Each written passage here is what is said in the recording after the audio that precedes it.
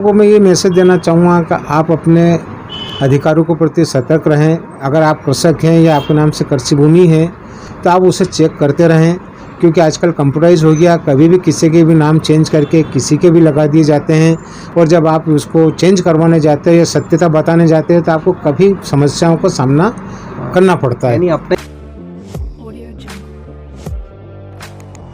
साथियों नमस्कार।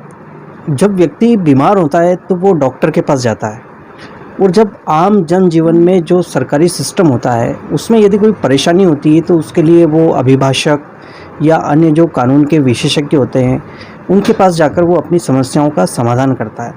और आज हमारे साथ जावरा रतलाम के ऐसे ही एक वरिष्ठ अभिभाषक हैं जो सिस्टम से जो परेशानी होती है आम जनता को, सिविल जो कार्य होते हैं, सिविल संबंधी जो भी परेशानियां होती है उसका समाधान करवाते हैं।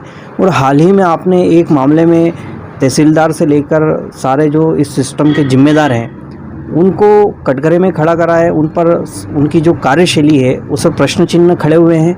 तो हम जानते हैं सर, सबसे पहले आपका स्वागत है। हमारे साथ ओम प्रकाश बघेरवाल जी हैं।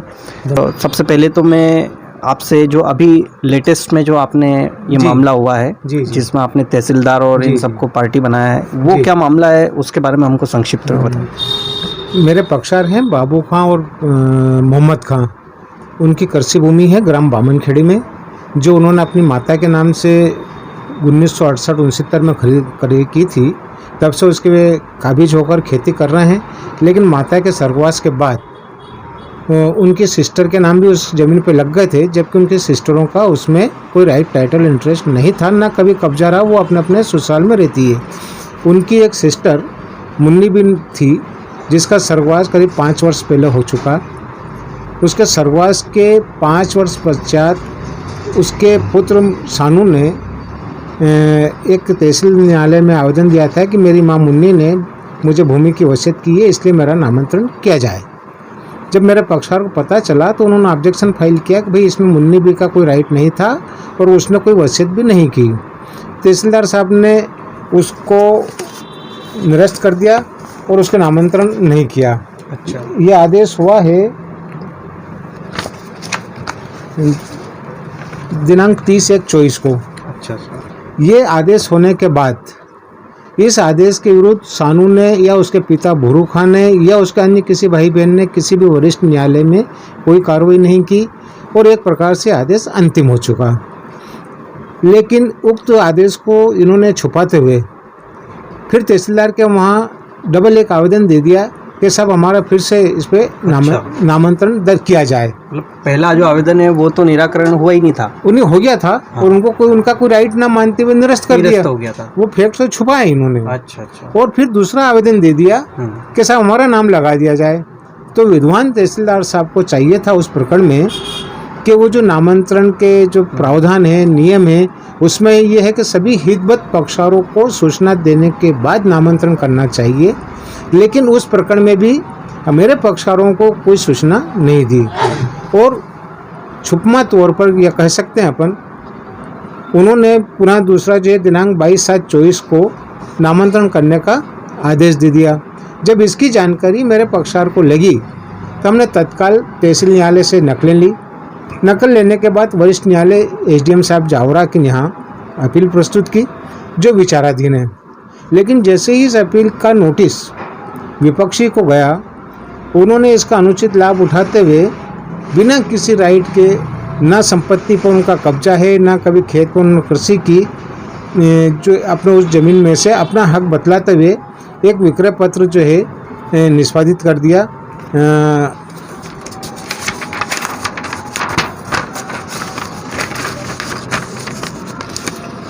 तबसुम भी एम सलमावी के नाम से, जैसे वो दूसरे को बेच दी। जैसी इसकी जानकारी हुई, हमने तत्काल पटवारी साहब को, तहसीलदार साहब को, हमारे पक्षकार ने लिखित में आपत्ति की कि भाई ये गलत है, सील्ड, इनको बेचने का कोई राइट नहीं था और अगर इस पर से कोई नामांतरण नहीं किया जाए।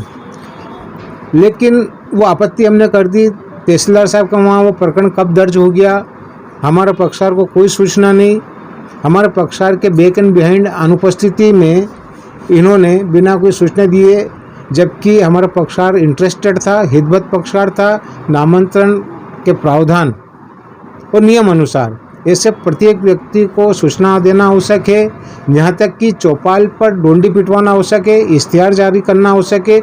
ये किसी भी प्रक्रिया का कोई पालन इन्होंने नहीं किया और उन्होंने दिनांक 9/4/25 को जल्दबाजी में नामांतरण आदेश पारित कर दिया।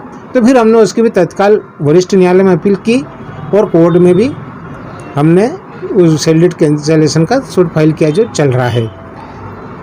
इस प्रकरण में चूँकि बहुधा अभी वर्तमान समय में कृषि भूमियों के मूल्यों में काफ़ी वृद्धि हो गई है, इस कारण क्या होता है, कुछ असामाजिक लोग ऐसे विवादित संपत्तियों को खरीद लेते हैं और बाद में उससे मुकदमेबाजी की उत्पन्न होती है, जिससे काश्तकार पक्षकार मुकदमेबाजी में इतना उलझ जाता है कि परेशान हो जाता है। न्यायालय का भी समय वेस्ट होता है। न्यायालय का भी समय होता है और फिर वो न्याय प्राप्त करने से भी वंचित हो जाता है।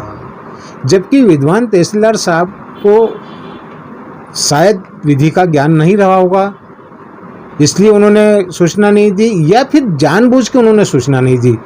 तो अभी इसमें आपने सर पार्टी बनाया, अब तो ये क्या हुआ? मैंने फिर सारी प्रकरण की परिस्थितियां देखी कि इस प्रकार के ऐसे प्रकरण चलने के बावजूद भी अगर अनदेखा कर कोई आदमी कार्य कर रहा है तो यह माना जाएगा कि उसे विधि का कोई ज्ञान नहीं है। इन परिस्थितियों में मैंने प्रमुख सचिव राजस्व मंत्रालय भोपाल, आयुक्त महोदय राजस्व उज्जैन, कलेक्टर रतलाम और संबंधित तहसीलदार श्री संदीप जी के विरुद्ध न्यायालय में पक्षकार की ओर से वाद प्रस्तुत किया कि भाई इन्हें न्यायिक कार्य करने का कोई अनुभव नहीं है या ये करने योग्य नहीं है। तो मैंने न्यायालय में वाद प्रस्तुत किया कि भाई इनसे न्यायिक कार्य नहीं लिया जाए, क्योंकि ये या तो न्यायिक प्रक्रिया को समझते नहीं है या फिर जानबूझकर वो करना नहीं चाहते हैं, जिससे कि पक्षकार व्यर्थ की मुकदमेबाजी में उलझ रहा है और उसका पैसा भी खर्च हो रहा है, समय भी बर्बाद हो रहा है और मानसिक परेशानी भी उसे होती है। 3 परिस्थितियों में हमने न्यायालय में वाद दायर किया इनके विरुद्ध। माननीय न्यायालय ने हमारे वाद पर से इनको नोटिस जारी करने का आदेश दिया है, जिसमें अगली तारीख 9/4/25 नियत है। 29 अप्रैल को जो है या तो उनको अपना पक्ष रखना है। हाँ, उनको पक्ष रखना है। हमने ऐसा क्यों हुआ? ऐसा क्यों हुआ है, हमने न्यायालय में वाद दायर करने के पहले इनको लिखित में भी सूचना दिया है चारों लोगों को। अच्छा। उसका कोई रिप्लाई इन्होंने हमें नहीं दिया। नहीं, निश्चित ही वो न्यायालय की एक प्रक्रिया होती है, उसमें जो भी सिस्टम होता है।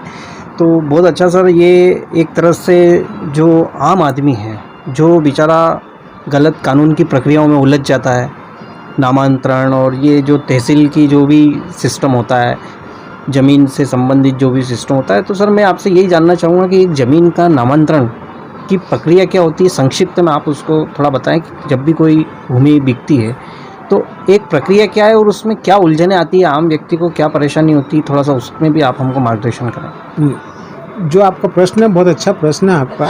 सामान्यतः मृतक नामांतरण होता है, उसमें तहसीलदार साहब सभी मृतकों के जितने वेद प्रतिनिधि हैं, वारिस हैं, उनको व्यक्तिगत सूचना देकर उस पर नाम चढ़ाते हैं, या फिर कोई वसीयत होती या विक्रय पत्र होता है। तो ऐसे दस्तावेज के आधार पर जब कोई तहसीलदार के समक्ष आवेदन आता है तो तहसीलदार महोदय धारा 109, 110 के पालन में उसकी कार्रवाई प्रारंभ करते हैं। और धारा 109, 110 में जो नियम बताए गए हैं, जो व्यवस्था दी गई है, उसमें ये है कि जब आप जैसे किसी व्यक्ति ने विक्रय पत्र के आधार पर या वसीयत के आधार पर या किसी भी दस्तावेज के आधार पर कोई आवेदन दिया तो तहसीलदार साहब जो नियम के अनुसार उसमें एक इश्तिहार जारी करते हैं, जो तहसील के कार्यालय पर चस्पा होता है, संबंधित गांव की चौपाल पर चस्पा होता है और सारे सार्वजनिक जनों पर चस्पा कराया जाता है, जिससे कि आम जनता को इस बारे में जानकारी हो सके। और साथ ही संबंधित ये भी देखा जाता है कि उसमें कितने लोगों के नाम हैं। उन लोगों को जो हितवत पक्षकार हैं उनको व्यक्तिगत रूप से सूचना दी जाती है, ताकि उनकी एब्सेंस में कोई आदेश पारित ना हो और वो भी न्यायालय से न्याय प्राप्त कर सकें। ये इसका प्रोसीजर है। अगर किसी की आपत्ति आती है तो न्यायालय उसका निराकरण करता है, और आपत्ति अगर नहीं आती है तो फिर वो विधि के अनुसार जो प्रोसीजर बताया गया उसका पालन करते हुए वो आदेश दिया जाता है। बहुत अच्छा सर। और आप तो इस सिविल संबंधी मामलों को लंबे समय से आप करते आ रहे हैं इस कार्य को, और वास्तव में लोकतंत्र का जो चौथा एक जो 4 स्तंभ हैं उसमें न्यायपालिका का भी एक बहुत महत्वपूर्ण रोल होता है। जी जी और आप उसके एक सिपाही हैं। जी जी। तो मैं ये भी जानना चाहूँगा कि आखिर ओम प्रकाश बघेलवाल जी के अंदर ऐसा क्या है कि वो आए दिन, मतलब इससे पहले भी आपने कलेक्टर से लेके कई बड़े बड़े अधिकारियों को टारगेट करके उन पर उनकी जो कार्यशैली है उस पर प्रश्न चिन्ह खड़ा किया, तो आखिर ये सब आप कैसे करते हैं? मतलब ओम प्रकाश बघेलवाल जी क्या है, मैं ये थोड़ा ये भी जानना चाहूँगा। देखिए शर्मा साहब, हमारा व्यक्तिगत किसी से कोई इंटरेस्ट नहीं रहता है, ना व्यक्तिगत किसी से कुछ रहता है। चूँकि पक्षकार हमारे पास आता है, हमारा ये कर्तव्य होता है, हम उससे शुल्क रहते हैं। हम ये चाहते हैं कि वो न्यायालय में आया है तो न्याय प्राप्त करे, ये हमारा उद्देश्य रहता है। लेकिन जब पीठासीन अधिकारी अपने कर्तव्यों से भटक जाता है और उसके भटकने के कारण कई मुकदमे एक के बाद एक उत्पन्न हो जाते हैं और वो कई मुकदमों में उलझ जाता है, तो उससे कई प्रकार की उससे परेशानियां होती है। और वो तो वही की खामियों को आप दूर करने के नहीं, सिस्टम की जितनी खामियां हैं मैं आपको क्या बताऊं कि कल्पना नहीं कर सकते हैं। अगर आपने किसी राजस्व अधिकारी की, किसी वरिष्ठ को अगर आपने शिकायत भी कर दी तो कोई सुनने वाला नहीं है, कोई उसका परिणाम नहीं निकलता है। अपितु जो शिकायत करता होता है उस पर मानसिक रूप से दबाव बनाया जाता है या उससे अन्यथा परेशान और प्रताड़ित किया जाता है। इसके अलावा उसे कहीं न्याय नहीं मिलता है। अच्छा सर, अभी एक शासन ने एक वो जारी किया था कि जो रजिस्ट्री होगी उसके बाद स्वतः ही जो है वो नामांतरण के लिए प्रोसेस चालू हो जाएगी, तो वो किस स्थिति में, क्या वो नहीं हो पा रहा है या उसमें क्या हो रहा है अभी? नहीं, वो योजना शासन की बहुत अच्छी है जिससे कि खरीदार को ज़्यादा परेशानी ना हो।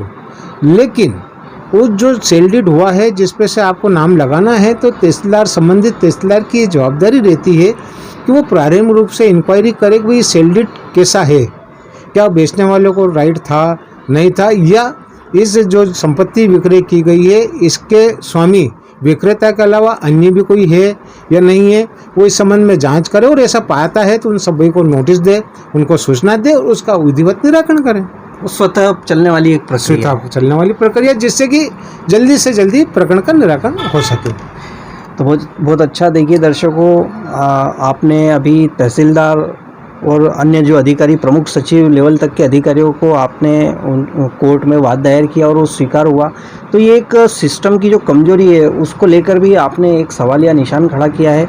और मैं सर से यही जानना चाहूँगा, सर आप किस किस तरह की और जो लड़ाइयाँ हैं वो लड़ते हैं? मतलब जनहित की सारी समस्याओं का निराकरण। मैंने जब 4 लेन अपने यहाँ बन रहा था तब भी एक मेरे साथी की ओर से मैंने न्यायालय में वाद दायर किया था भाई कि यहाँ एक सर्कल बनाया जाए जिससे कि एक्सीडेंट ना हो। उसके लिए भी मैंने सूट फाइल किया था, न्यायालय में उसमें आदेश भी दिया था और उसके पालन में ही जो आप देख रहे हैं चौपाटी पर रेड लाइट लगाई गई है, ये उसके पालन में लगाई गई थी। हमारा उद्देश्य ये रहता है कि चूँकि जनता का लाभ अधिक से अधिक हो, जनता जो है उसका लाभ उठा सकें और हम जनता को भी बता सकें भाई हम आपके हितों के लिए हम खड़े हैं। सर वैसे तो अभिभाषक सारे तरह के केस लड़ता है, सीधी भाषा में कहे, लेकिन आपकी क्या स्पेशलिटी है जो माने कि किस किस तरह के केस के लिए? सिविल मैटर्स संबंधित ज़्यादा मेरे पास वर्क है। अच्छा, रेवेन्यू संबंधी, सिविल कृषि भूमि संबंधी मेरे पास ज़्यादा है। तो बहुत अच्छा। देखिए साथियों, अगर आपका भी सिविल संबंधी कोई कन्फ्यूज़न है, कोई समस्या है, तो आप सर से मिल सकते हैं। लाला गली में आप का ऑफिस है और कोर्ट में भी आप बैठते हैं। जी। तो बहुत अच्छा सर। और कोई मैसेज आप हमारे दर्शकों को देना चाहें? मेरे दर्शकों को मैं ये मैसेज देना चाहूँगा कि आप अपने अधिकारों के प्रति सतर्क रहें। अगर आप कृषक हैं या आपके नाम से कृषि भूमि है तो आप उसे चेक करते रहें, क्योंकि आजकल कंप्यूटराइज हो गया, कभी भी किसी के भी नाम चेंज करके किसी के भी लगा दिए जाते हैं। और जब आप उसको चेंज करवाने जाते हैं या सत्यता बताने जाते हैं तो आपको कभी समस्याओं का सामना करना पड़ता है, यानी अपने ही मालिकाना हक के लिए चक्कर लगाना पड़ता है। तो मेरा ये सुझाव है कि प्रत्येक 4-5 माह में, 6 माह में आपको संबंधित राजस्व विभाग से अपने कृषि भूमि की खसरा, B1, नक्शा ट्रेस की प्रतिलिपि प्राप्त करते रहना चाहिए, जिससे कि आपको ज्ञात हो कि आपकी ज़मीन आप ही के नाम से है, उसमें कोई परिवर्तन नहीं हुआ है। तो बहुत अच्छी बात है सर, आपने समय दिया और हमें मार्गदर्शन दिया और बहुत सारी बातें बताई, और आपने जो समय दिया उसके लिए बहुत बहुत धन्यवाद। धन्यवाद।